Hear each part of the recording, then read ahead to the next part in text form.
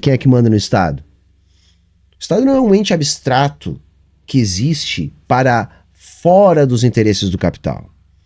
O Estado é a representação da organização dos interesses do capital. Isso é o Estado. E o capital, na atual conjuntura, na dinâmica histórica de desenvolvimento capitalista, ele é concentrado nos seus operadores máximos, que é o setor bancário, gente. Vocês vão ver agora o Eduardo Radical, porque é o Eduardo que vai na raiz do problema do Brasil. Olha aí. O Eduardo que vai falar do maior problema que existe no Brasil e olha o que eu vou falar agora, nenhum outro país do mundo, isso não é uma opinião, isso é um fato, e um fato que é atestado pela maior consultoria do mundo no estudo recente que eles fizeram, o problema que está por trás de tudo que a gente vê de injustiça, o que a gente vê de pobreza, o que a gente vê de fome, o que a gente vê de criminalidade no nosso país. Uma notícia que saiu esse fim de semana e que passou despercebida. As pessoas não deram muita ideia para isso. E além de não dar muita atenção, de não dar muita ideia, a forma como ela foi noticiada já diz muito. Como a gente está anestesiado em relação ao maior problema que existe nesse país. Olha essa notícia da Folha de São Paulo. Põe aqui na tela. Bancos, olha isso. E presta atenção, fica comigo, tá? Fica comigo, é muito sério. Bancos lucram 25 bilhões no terceiro trimestre. E olha o que a Folha escreve. E sinalizam que o pior já passou. E eu vou dizer pra vocês o que é o pior. E eu vou ler a notícia. Mas calma aí. Pior? Nunca teve pior, Vivian. Não teve pior pros bancos. Porque durante a pandemia, no caos que a gente viveu, teve uma ajuda do governo de mais de 1 trilhão. A gente às vezes fala de milhão. Às vezes, muito de vez em quando, a gente fala de bilhão. Mas talvez a gente quase nunca fale de trilhão. Na pandemia, enquanto as pessoas estavam com fome, enquanto as pessoas estavam perdendo o emprego. Foi feito antes, né, de toda a discussão sobre o que iam dar para as pessoas. Tipo assim, não passa pelo mesmo tipo de discussão, gente. Tipo, olha, vai haver um choque na economia, nós não podemos provocar instabilidade no setor bancário, vamos garantir o deles. Isso é automático, tá? Isso é muito ilustrativo, né, galera? Porque quem é que manda no Estado? O Estado não é um ente abstrato que existe para fora dos interesses do capital. O Estado é a representação da organização dos interesses do capital. Isso é o Estado. E o capital, na atual conjuntura, né, na dinâmica histórica de desenvolvimento capitalista, ele é concentrado nos seus operadores máximos, que é o setor bancário, gente. O setor bancário, ele, como maneja os títulos públicos e privados, ele é, na verdade, tá, a ponta, tá, o topo da pirâmide do capital. Se você olhar a fortuna do Elon Musk e do Jeff Bezos, essa fortuna, ela tá onde? Ela tá inserida no sistema bancário. Há essa construção. Essa fortuna, ela não existe. Se o Elon Musk chegar lá e dizer, olha, eu quero sacar 100 bilhões de dólares. Não é assim. Não é isso. Isso está em ativos públicos e privados, manejados pelos bancos. Então, os bancos são, na verdade, o topo da pirâmide capitalista. E é por isso que eles já há muito tempo, né, isso está cada vez mais evidente, capturaram o Estado.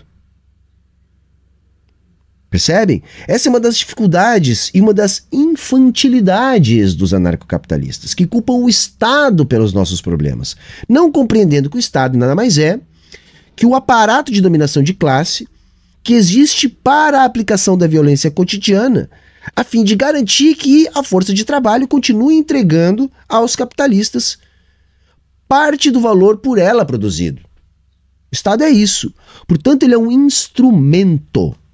E mais, um instrumento de dominação. E hoje, os que estão mais diretamente ocupados de determinar o que o Estado faz ou deixa de fazer são os bancos. Veja, gente, uma das coisas que a gente está repercutindo agora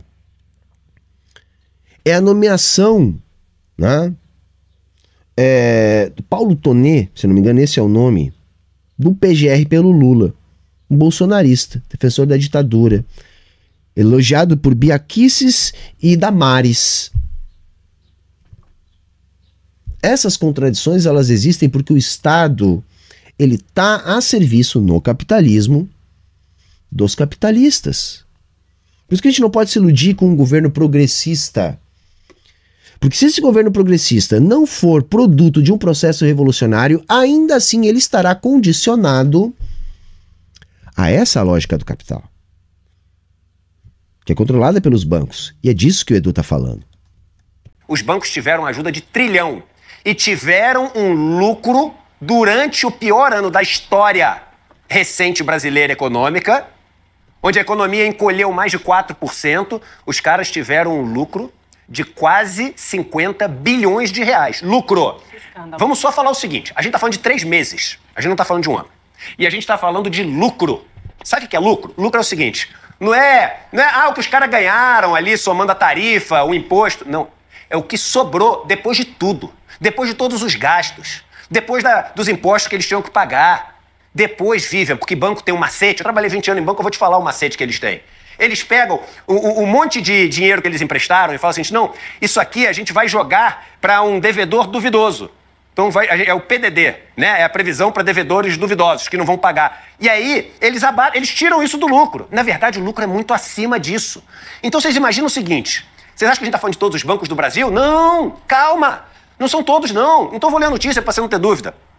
Os quatro grandes bancos brasileiros listados na Bolsa de Valores reportaram lucros que somam 25 bilhões de reais só no terceiro trimestre de 2023. Galera, assim, essas cifras, elas são exorbitantes. Porque banco no capitalismo é de longe o melhor negócio do mundo. Tá? Claro que tem uma série de outras opções de ativos, derivativos, etc, etc. Mas eu vou resumir aqui algo que é fundamental que todo mundo entenda. Quando eu era criança, eu achava que quando o meu pai ia no banco pedir um empréstimo, tá, para fazer alguma coisa que ele precisava, eu achava que os bancos pegavam do dinheiro das pessoas que depositavam lá para emprestar para o meu pai. Então que havia uma espécie de necessidade dos bancos de captar recursos. Não é assim que acontece. É lógico que os bancos precisam de uma contrapartida para te emprestar o dinheiro. Mas sabe qual é a contrapartida? É a sua dívida. É a sua dívida. Se você pede 10 mil emprestado para um banco, o banco cria esta moeda na sua conta, coloca isso no seu passivo, tá? Isso se torna um passivo do banco que você está pegando um empréstimo, portanto uma dívida desse banco, ele criou ali, escreveu ali no computador, 10 mil na conta do fulano, e a contrapartida, o ativo que o banco vai colocar para poder gerar este passivo, ou seja, aquilo que o banco tem para poder assumir essa dívida, que é os 10 mil que ele botou na sua conta, é a sua própria dívida. Quer negócio melhor que esse, gente? O banco cria um dinheiro que vai te emprestar e te cobra juros em cima disso. Os bancos não vivem das taxinhas que eles cobram da gente. Isso ajuda. Os bancos têm muitas operações de crédito, de bolsa, enfim, fundos de investimento. Eles aplicam, né? Tem um enorme portfólio super variado. Mas a síntese do negócio deles é criar o dinheiro que eles emprestam. É isso que eles fazem.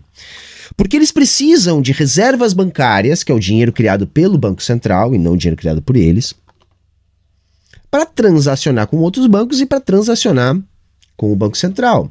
Então, todos os boletos que são pagos no banco, que são, por exemplo, recolhidos pela Receita Federal e o banco faz o intermédio dessa relação, o banco não pode pagar com o dinheiro que ele criou na sua conta. Ele precisa dessas reservas bancárias, que é o dinheiro criado pelo Banco Central. Isso ele recebe de outros bancos, ele recebe quando deposita você aí dinheiro na sua conta dentro desse banco, mas quando falta essas reservas, tá? O banco simplesmente recorre a uma coisinha chamada mercado interbancário de reservas, que é um mercado desse tipo de dinheiro criado pelo Banco Central.